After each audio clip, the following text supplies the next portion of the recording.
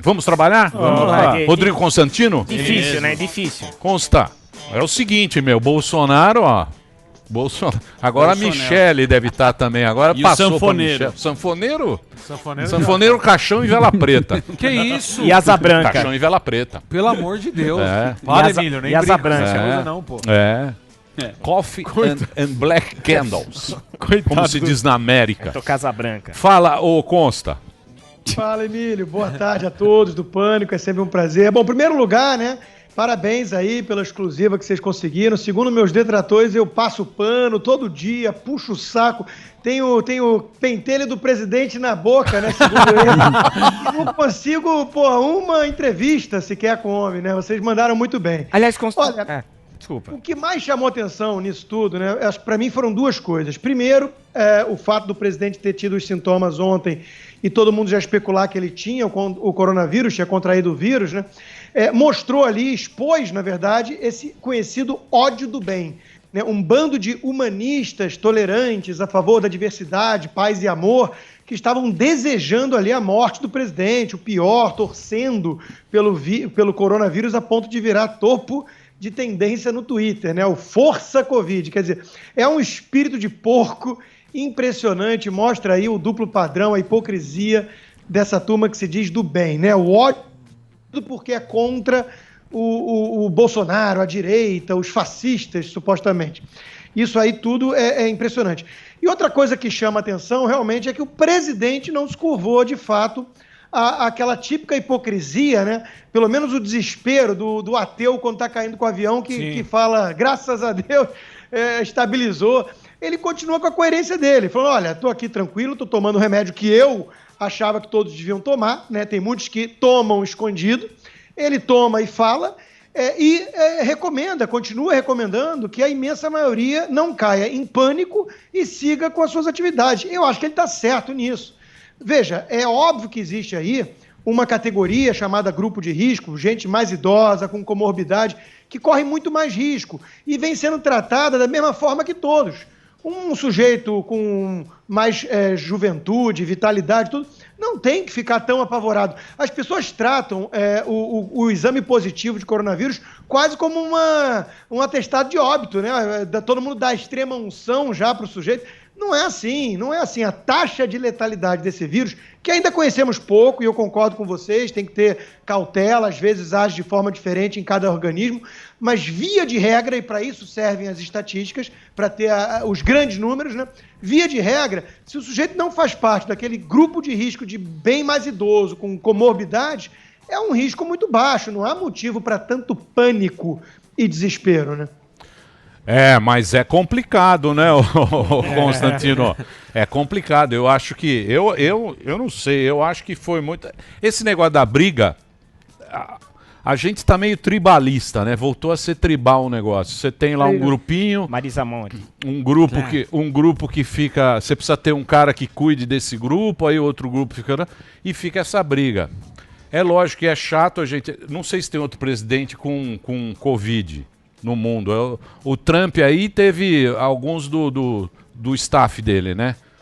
Teve bastante gente em volta. Aliás, isso é curioso, né? Porque isso também derruba uma outra narrativa, Emílio, que a turma falava que era falso o exame negativo antes, né? Que o presidente teria manipulado, surgiram teses conspiratórias, ele fez um terceiro exame sem o conhecimento do público e tudo, e falavam que ele tinha tido o coronavírus e mentia. Bom, agora pelo menos a turma do ódio do bem, pelo menos, né, podia admitir que o presidente estava falando a verdade. Ele não tinha contraído. Ou vão inventar que agora ele está mentindo, né? Cada hora uma história. Constantino, vamos lá, né? Sempre difícil, né, quando o senhor está aqui. Aliás, o senhor não sai dessa tela, né? O senhor deve ter uma privada aí do lado, que sempre está aí, fica 24 horas aí. Aliás, essa questão aí do Bolsonaro, é bom que já não trabalhava, né? Então, com o Covid, vai trabalhar menos ainda. Eu queria saber de você duas coisas. As questões das privatizações. Onde estão as privatizações que ele prometeu, com todas essas entrevistas do Paulo Guedes e tal? E qual é o seu apelido favorito, já que a gente entrou nessa brincadeira? Se é ser Constantino ou Constapano? Olha, professor Vila, as privatizações estão atrasadas, como o próprio ministro reconheceu, né, na entrevista que ele deu a uma emissora. Mas eu já estive conversando, inclusive, com o secretário de desestatização, o empresário Salim Matar, e ele me confessou aquilo que ele já falou em público também, que a quantidade de obstáculos que foram criados para quase inviabilizar as privatizações no país, criar uma estatal é moleza, vender é muito difícil. São enormes. Então você precisa passar por vários crivos do próprio Congresso, muitas vezes, do Legislativo e do Judiciário. E nós temos visto aí o presidente do Senado, Davi Alcolumbre, o presidente da Câmara, o senhor Rodrigo Maia, criando barreiras, falando realmente que, olha, calma, não pode vender subsidiário dessa forma, não é assim não. Então existe uma resistência muito grande da turma que não quer abrir mão aí dessas tetas suculentas que as estatais representam como cabide de emprego, como muitas vezes desvio de recursos, né? Vamos lembrar que o mensalão começou nos Correios, o petrolão, o nome já diz. Então, tem uma turma que resiste às privatizações por interesses que não tem nada a ver com patriotismo ou com preocupação com os mais pobres e tudo mais, né? Ou com setores estratégicos. Isso é balela. Então, é verdade, tem que agir, tem que fazer mais, mas precisa passar pelo crivo de deputados e senadores que não estão tão empolgados assim com a ideia de vender esses ativos da União, e a gente sabe que o motivo não é nada nobre. Saber se tem tempo, né? Se os caras vão ter disposição para fazer. Eu vi, você assistiu a entrevista do Paulo Guedes? Ele deu uma entrevista boa, foi domingo, né? Na CNN. Domingo. Ele é bom, né, o Paulo Guedes, né? Ele é muito bom, né, Emílio? Ele foi meu chefe 6 anos, né? Eu conheço ele de perto, eu sei que ele é um sujeito muito, em primeiro lugar, muito comprometido realmente com o país. Ele tem esse senso de dever público, de patriotismo, e tem uma bagagem incrível, né? Agora, ele tem esse problema aí que ele não se bica muito com os tucanos, e se bicar com o tucano também é complicado que o bico machuca. Agora, ele por uma questão até de, às vezes, ter sido muito alvo aí de forma injusta da turma tucana, que demorou muito a aprender certas lições básicas de economia. Eu acho que o único ponto ali que ele mandou mal na entrevista foi não reconhecer os méritos devidos do Plano Real, né? Ele está certo quando ele fala que o Plano Real não foi essa coisa toda, no sentido de que faltou ali a âncora fiscal, né? Mas, pelo amor de Deus, a gente vivia uma época de hiperinflação, a gente tem que tirar o chapéu para esse feito do PSDB, né? Entregou um país com a inflação contida, e isso já é muito, né? Então acho que faltou reconhecer aí esse acerto do PSDB, sim, na trajetória. Eu acho que, veja, eu sou o primeiro a criticar muito os tucanos. Acho que eles fizeram várias barbeiragens, inclusive permitindo a chegada do PT ao poder e nunca comprando a briga que deviam ter comprado com os petistas, né? Mas acertaram algumas coisas. E nisso a gente tem que admitir. E o Moro, hein? O Moro tá... Moro tá Constantino fica me dócil. criticando. Não, o Constantino me critica... Você criticou ele? Não, o Constantino me critica. Você briga com todo mundo também, Costa? Constantino E o Moro? O Moro diz que tem bons candidatos, tal. O Moro fala que tem bons candidatos de centro-direita e só me apresenta nome de centro-esquerda. Né? O próprio Luciano Huck, o Mandetta e companhia. Veja, o Moro se mostrou um tucano fofo também. Ele vem dando uma lacrada atrás da outra nas redes sociais. Né? Eu acho que eu tenho o maior respeito e admiração pela trajetória dele como juiz da Lava Jato, como ministro do governo, mas assim que ele saiu do governo, tão preocupado com a sua biografia e da forma que ele saiu, atirando e parecendo que ia entregar a cabeça do presidente numa bandeja, né, com vários batons na cueca, e aquele vídeo que veio a público não tem nada demais, né, ele só vem decepcionando. Parece que a grande biografia dele era virar colunista de uma revista aí que tem uma pegada, inclusive, muito sensacionalista. Então, não acho que ele esteja fazendo por onde para respeitar essa biografia, né? E acho que ele tem estado muito preocupado em agradar uma turma, uma patota dessa bolha da elite, né, cosmopolita, progressista, que você tem que esconder, tem que escolher alguma hora para qual mestre você vai acender velas. Se você quer agradar essa turma da patotinha, você não vai agradar o povo lá fora. O povo está preocupado com outras pautas, Emílio. O povo está preocupado com segurança, com emprego, não é com essa coisa de ficar sendo visto como uma pessoa muito tolerante, fofinha, que politicamente correta. Acho que o Moro está escorregando, eu diria, derrapando ladeira abaixo. Ele precisa trocar de marqueteiro com urgência. Porque para ganhar uma eleição o cara tem que ser... Tem que ter a pega, né? O Moro não sei se ele vai ter essa pega, né? Tem estômago, né? Essa pega é complicada. Que o Bolsonaro é populista. Lógico. Putz. Ele abraça todo mundo. Ele abraça todo mundo, ele abraça... Ele põe o sanfoneiro. O Moro não tem sanfoneiro. Não, o cara meteu o sanfoneiro. O cara para meter o sanfoneiro, ele tem que ser roots. Tem que ser roots. Olha aí, ó. Ninguém faz isso. Não tem sanfoneiro. Então, mas o problema é onde chega isso aí, entendeu? É você falar, porra, onde é que vai isso aí? É lógico que os caras bacana acham uma merda, né? A gente não gosta muito disso. Mas a galera vê de outra maneira isso aí. Olha só, tem uma definição de populista que é todo aquele que é popular e eu não gosto. Aí eu chamo de populista. Mas existe uma definição mais correta, mais técnica, que eu acho que o Bolsonaro tem sim alguma coisa disso. Que é quando você se coloca como alguém que representa o povo contra as elites corruptas e tudo mais. E você apresenta soluções simplistas e até messiânicas, às vezes, para esses problemas que são muito mais complexos. Nesse aspecto, o Bolsonaro tem, sim, um quê ali de populista, como tinha também o Lula, né? Mas veja, o populista, nesse sentido, deveria estar pregando as soluções simplistas via Estado, enquanto que o Bolsonaro vai na contramão disso. Ele quer justamente se livrar das estatais, que qualquer populista estaria querendo usar para si, né, e para se perpetuar no poder. Sim. Ele estaria agradando a esse establishment todo para se perpetuar no poder ou comprando, como fez o PT com o Mensalão. O presidente criou confusão com todo mundo e agora teve que cair no colo desse centrão aí para poder sobreviver. Então, eu acho que na retórica o presidente tem alguma coisa assim de populista. Nas ações de governo, eu diria que não, viu? Eu diria que ele está mantendo aí muito do aspecto da mensagem liberal que o ministro Paulo Guedes estava do seu lado vendendo já na campanha e foi a mensagem vitoriosa nas urnas. Mas isso é o Guedes, né? Isso aí é o Guedes. É uma salvada também. Mas Emílio, vamos lembrar de uma coisa aqui para o nosso querido ouvinte do Pânico, né? Quando o governo ganhou, quando o presidente ganhou com esse aval de liberal e de seriedade para o mercado financeiro, para os investidores que o Paulo Guedes lhe fornecia, vários liberais, ou supostos liberais, falaram o seguinte: eu dou 6 meses a 12 meses para o Paulo Guedes cair. A turma bolsonarista, que é fascistoide, integralista, vai puxar o tapete e derrubar o Guedes. 1 ano e meio depois, o que nós estamos vendo? Paulo Guedes firme e forte do lado do presidente. Sim. E a turminha do MBL, essa turminha tucana aí,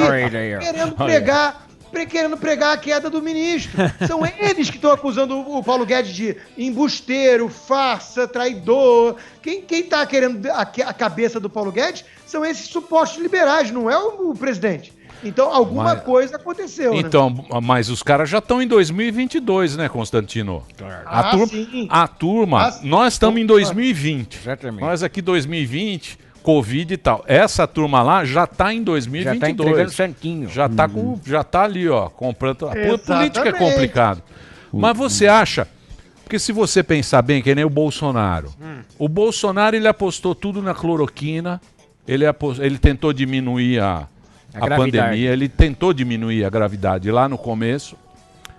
E a turma da canhota, ela ficou no Fica em Casa, aquelas mãos, as músicas lá da sacada, quarentena do amor. Quarentena do amor. No final, ninguém acertou, né? No final, ninguém acertou.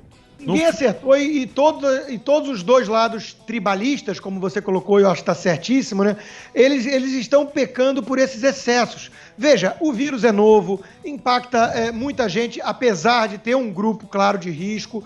Não é motivo para pânico e, pior ainda, para paralisia, porque isso vai ter um custo muito alto a ser pago depois em vidas humanas e desemprego e muita coisa também. O presidente estava certo em chamar atenção para esse aspecto, mas não dá para negar que ele errou muito na conduta desde o início dessa história. Ele podia ter adotado uma postura muito mais serena, muito mais humilde e muito mais séria de estadista do que a forma que ele tentou ridicularizar a turma que estava pecando também pelo excesso de histeria ou de oportunismo, né? Ou de oportunismo. Porque tem muita gente que usou a pandemia como palanque eleitoreiro que olha em 2022. Claro. Então, eu entendo o que o presidente quis fazer, né? Mas ele fez da forma totalmente equivocada. Ele fez de uma forma até muitas vezes insensível, que deu margem a esses detratores a chamá-lo de sociopata, genocida e tudo mais. Então ele podia ter feito mais ou menos a mesma coisa em termos de chamar atenção para o excesso de medo da turma, né, e do problema econômico que ia ter e tudo mais, mas ele podia ter feito isso com uma forma muito mais madura, na minha opinião. Ele pecou muito desde o começo dessa crise e está pagando um preço por isso também, né? Porque depois quando você entra nessa de tribalista, quando você tem a tua tribo ali, você tem um cara que te protege e você torce contra o outro. Você não vê o cara como igual. Você fala, Bolsonaro se fudeu, agora eu quero tomara que morra e não sei o que e tal. Mas isso é natural. Eu quero ver o cara que vai acertar esse país, hein? Tá difícil, hein? Aí também tá assim. Aí nos Estados Unidos também tá assim, hein? Tá, porra. Aí também tá assim, bicho. E aqui nós temos o agravante de ser um ano eleitoral. Né? Então, essa disputa politiqueira, ela está mais forte e evidente ainda. Né? E aí tem essa história toda ainda que teve os agravantes de Black Lives Matter, Antifa e tudo mais, que está tentando tocar o terror nas cidades, para ver se desestabiliza o governo. Ninguém me convence do contrário, ninguém me convence que isso é uma preocupação genuína com minorias, com os negros, isso é oportunismo também, né? E tudo isso vai gerando ainda mais polarização e fortalecendo as tribos. Né, que aí o sujeito que está fechado com o Trump, não importa o que aconteça, não vai querer ver nenhum defeito no Trump e nada no governo também de errado. Enquanto que os outros vão demonizar o Trump como se ele fosse a reencarnação de Hitler na Terra. Então, tá tudo errado, Emílio, tá tudo errado. Tá faltando um pouco mais de calma às pessoas para analisar esse quadro, né, com um certo distanciamento. Infelizmente, está todo mundo com faca na garganta querendo matar o adversário que é tratado como inimigo. E não é por aí que a gente vai avançar. Eu vou falar uma coisa pra você, Constantino. Eu acho que tá todo mundo muito emocional nesse momento, né? Isso. Tá todo mundo com muita emoção.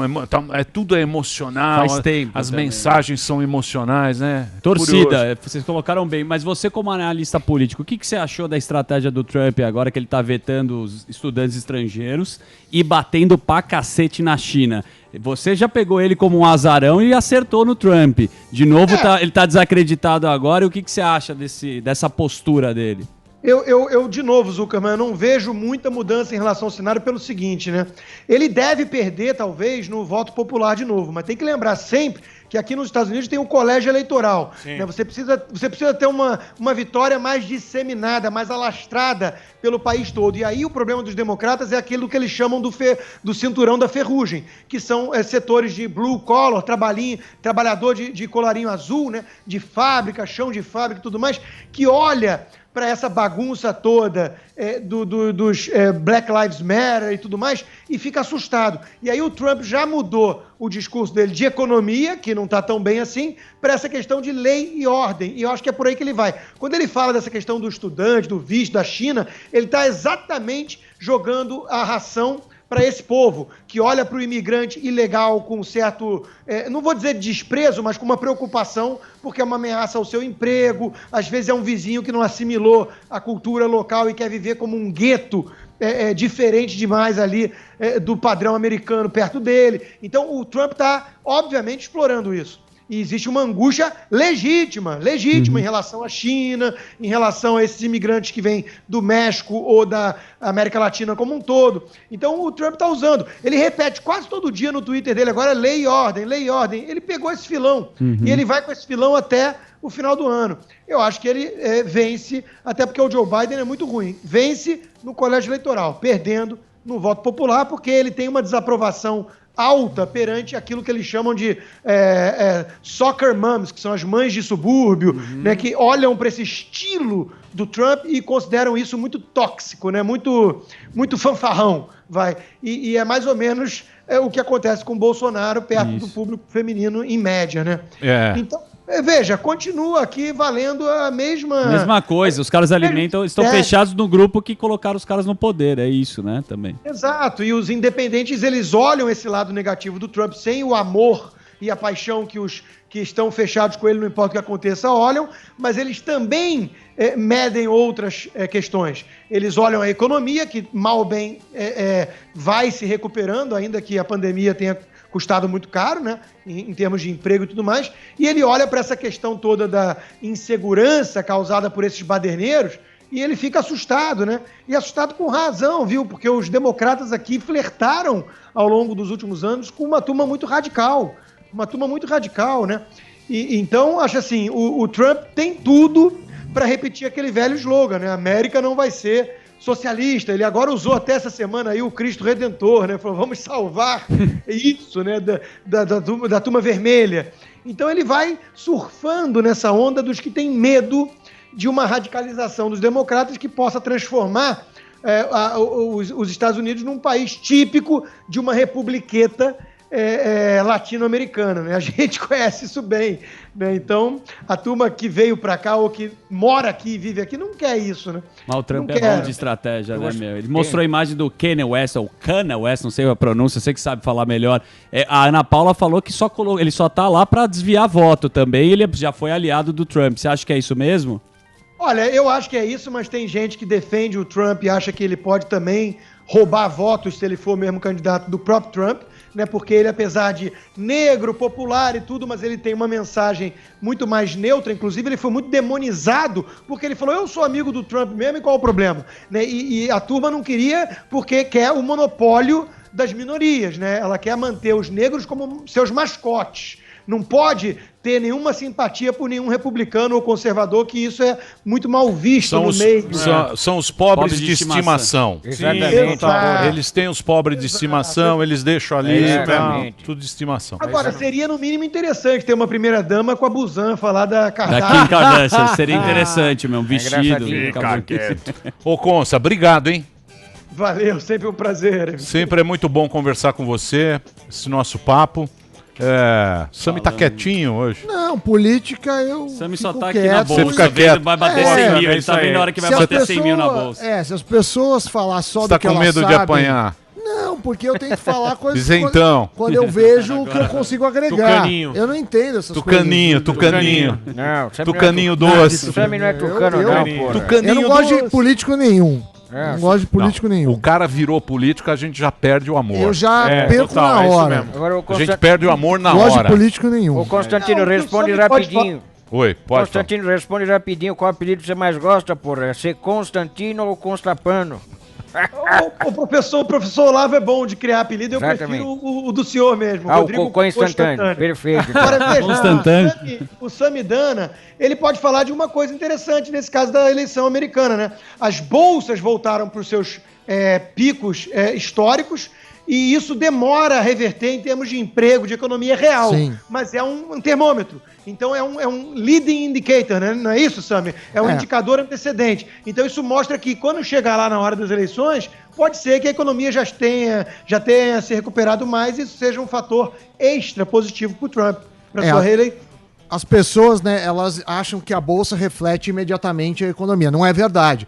Por exemplo, ninguém entende que a bolsa está subindo e a economia ainda está uma porcaria. Mas o que é? É o Waze. Não, mas a economia aqui foi melhor que junho do ano passado. Né? Mas aí teve acumulado dos outros anos. Por exemplo, o carro... É mentira não, isso? É que, por exemplo, a indústria automobilística caiu mais de 90%. Então, pensa, você tinha 100, você foi para 10. Aí, de maio para junho, mais que dobrou, mas foi para 20. Ainda tem muita coisa. Então, mas diz que o Brasil não foi tão prejudicado como não, os indicadores econômicos tá ainda são muito ruins. Pibinho e dolão? Da Pibinho nossa toba? Mas eu confio em Sam. Mas o que eu vou... Pibinho e dolão, então é tudo mentira. Sam me falou... Não é que é mentira. Tem indicadores, alguns bons, mas a economia tá longe. A gente ainda vai demorar para chegar no estágio que a gente estava pré-pandemia. Mas a bolsa é o Waze. O que acontece? Você sai da sua casa, Emílio, marca 20 minutos. Por quê? Com as informações que tem, todo mundo faz um cenário, o Waze calcula. Aí vem uma nova informação, por exemplo, um acidente. Deu um acidente. Aí o Waze recalcula, fala, olha, não vai ser mais 20 minutos, vai ser 30. Então a bolsa, assim, você tem uma expectativa. Veio a informação da pandemia, todo mundo jogou lá embaixo. Sim. Isso. Aí viram que algumas coisas estão melhores do que se esperava. Sim. Aí vai reagindo. Mas eu tenho informação que vocês não têm. Já temos a vacina. Eu tenho. Já tem a temos, vacina boa. Eu que fiz. A vacina virá. O problema é o meio tempo. O problema é o meio tempo. O problema é isso. Como é que vai resolver isso aí? É a loucura que os caras estão. Da China ou Oxford? Não, isso aí também você já está querendo saber demais. Vacina. Eu que tô já fazendo. tem vacina. Eu que tô fazendo. Constantino, eu quero te agradecer, cara. Valeu, Constantino. Obrigado, viu, mais uma vez. Valeu. Pô, mano, sempre um prazer falar com vocês. Falando sério, você e o Sami aqui é o Messi jogando no 15 de Piracicaba. Vocês dão o maior prestígio. Vocês dão o maior prestígio aqui pro nosso programa, que é um programa simples. Isso. Um programa que não merece ter... É o Neymar jogando no Jabaquara. Vitor Brown, é um time não forte. Não merece ter o time... Rodrigo Constantino. Você é o Silvio Santos do rádio. Silvio Santos do rádio. Mandar minhas contas lá pra Faria Lima. E o Zuckerman e autores fazem os... É verdade. Só a Maísa. Obrigado, viu, Constantino? Rodrigo Constantino aqui com a gente, ele que tá aqui na programação da Jovem Pan. E naquela revista que é boa também, a... Cruzoé? Não é Cruzoé, não. É a Gazeta do Povo. Cruzoé é do Salve Salve. Gazeta do Povo? Gazeta do Povo? É, Gazeta do Povo. Gazeta do Povo. Onde que eu leio que vem, Rodrigo Constantino? Ele manda uns spams pra gente. Ou a Onde que é? tela do computador dele. É, a Constantino Porra! é Constantino muito rico. Muito